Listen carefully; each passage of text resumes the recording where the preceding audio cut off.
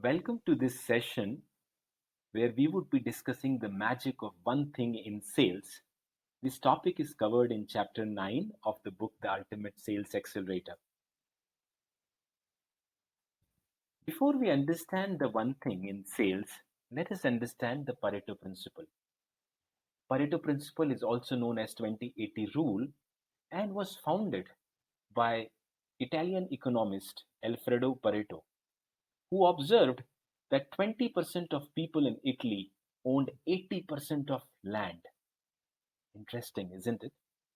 Since then, this principle has been applied in many aspects of business and life, such as 20% of activities give 80% of results, 20% of customers give 80% of revenue, and so on. Let's take one example to understand this better. A CEO asks his team to identify 100 things to improve sales. Let's say the team has identified those 100 things. Now, if we apply Pareto principle, the team will select and prioritize only 20 things out of 100, and those 20 things will give 80% of the impact. Where one thing comes in is that by continuing applying Pareto principle on those 20 things until you get the one thing.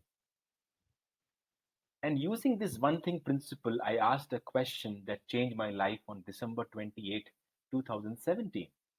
Basically, the year was ending and it was time of resolutions.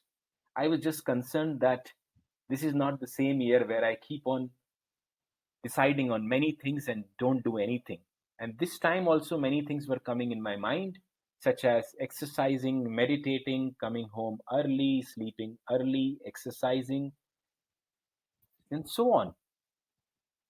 But this time, since I was fortunately reading this book, The One Thing, I asked myself a question. What is the one habit I can develop in 2018 such that by developing it, everything else would be easier or unnecessary? Now, as I reflected on this question, I got an answer in form of join the 5 a.m. club. And from January to 2018, I've been waking up at 5 a.m. And what happened subsequently is absolutely incredible. Since I was waking up at 5 a.m., I had time to exercise. I had time to meditate. I went to my office early. I started coming from office to home early. I started eating early. I started sleeping early because I have to wake up in the morning early. Now, you see, so many things which I wanted to do got completed because of just completing and focusing on one thing, which was joining the 5 a.m. club. Now we have understood the concept of one thing in general. Now let's see how we can apply the one thing in sales. So there are many areas in sales where you can apply. In interest of time, I've chosen 3 areas. Let's take them one by one. So client engagement. So whenever I go for a client meeting, normal scenario would be to look at, okay, what are the 3 things you can achieve? What I do is I ask, and I also tell my team to ask, what is the one outcome from this meeting? And this has paid rich dividends because we are focused only on that one outcome and we navigate the entire meeting towards that one outcome. Similarly, sometimes when we have to present to clients, assume there are 10 to 15 slides. I always ask this question, if I have to present only one slide to the client, which one will it be? Similarly, there might be many success stories or case studies of clients which we have to share with other prospects. What if we ask, if we have to share only one success story, one case study which is most relevant to this client, what would we share? You see the power of asking these questions in the form of one thing? Now let's look at sales plan. There are many questions. This question particularly has helped me where what is the one thing I can achieve in sales in this quarter such that it will de-risk the entire year. Now, when I asked this question in my quarter one, I got an answer that get 60 meetings.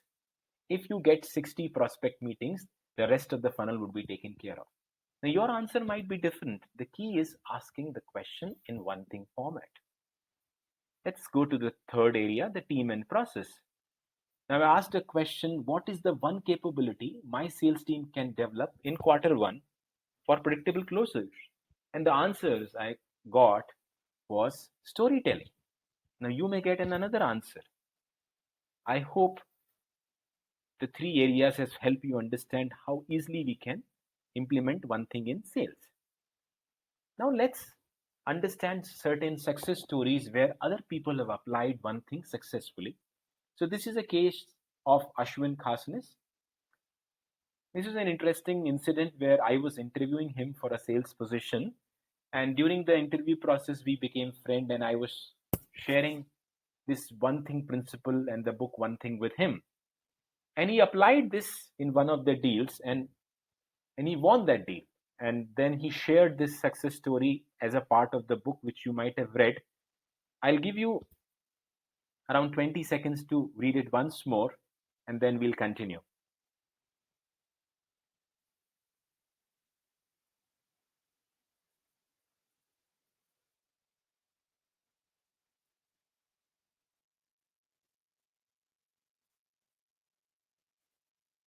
So, as you notice, what Ashwin did is that he identified the one thing of each of the stakeholders: IT head, marketing head, legal head, end user, and decision maker. And he just addressed this one thing of each one of them, and which helped him in winning this deal. Let's take another example. This is my example where I used one thing for fueling growth in a startup. So we were doing good business, and there was a question that as we were starting a new financial year, that what is the one thing we can do within next 3 to 6 months that will fuel predictable growth for the next 1 year to 3 years. And as I reflected on this question, many options came. Change the org structure, hire more sales owners, develop new product capabilities, features, open new markets like US and Africa, relocate sales owners near to customers, and create a compelling pricing structure. Nothing of all of this appealed to me because I got the answer in form of one thing, which was focus on 100% retention of existing accounts. Now, this may appear counterintuitive because existing account retention is not resulting in new revenue growth. However, the key is if a startup can't retain existing account, there is no reference. First of all, if the account churn, revenue instead of increasing decreases. The second is there is no reference for growth. So we focused on this and it paid rich dividends. So I hope you have understood the concept of one thing in general and how we can apply one thing in sales. Now, as they say, with practice the knowledge deepens. So I would request you to identify one area to apply one thing in sales, and one area to apply one thing in personal life. This will help you in deepening your knowledge. Thank you very much for your time. All the best.